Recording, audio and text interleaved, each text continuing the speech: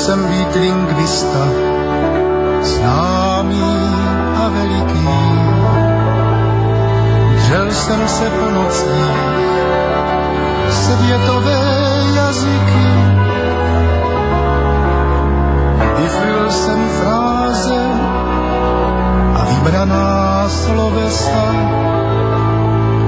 která mají výjimek, až srdce zaplesá. Tak jsem dál a dál léta studoval. Když potom perfektně obstál jsem u zkoušky, zašel jsem do sklepu, u lišky bystroušky. Byl tam však cizinec, který mne šokoval. Promluvil jazykem, na němž jsem zkrachoval.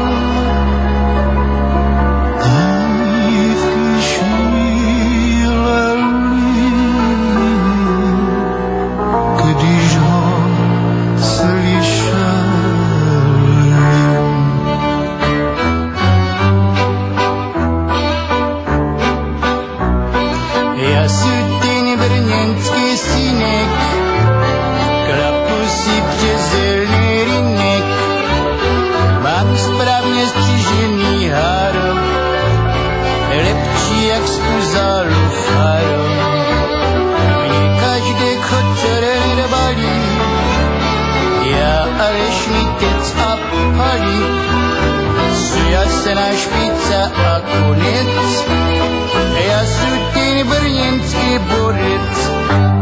S tímhletím cizincem hned jsem se seznámil. Betelnou mluvnicu jsem z něho vymámil. Zněla mi 100krát líp než chóry andělské. Proč jsem se neučil ten hantec brněnské? Sám a sám a sám furt se na to ptám. Řeším teď otázku životně jedinou. Proč jezdím v tramvaji a proč ne šalinou? Též bych rád objevil právnickou finesu, jak získat legálně brněnskou adresu. Já bych totiž rád chtěl si zaspívat.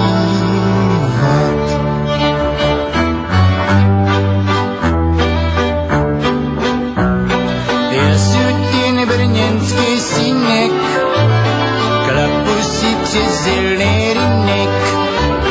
Mám správně střížený harom, lepší jak Spuzálův harom. Mě každý kocor nedobalí, ja ale šmitec a palí. Sú jasná špica a konec, ja sú ten brněnský borec.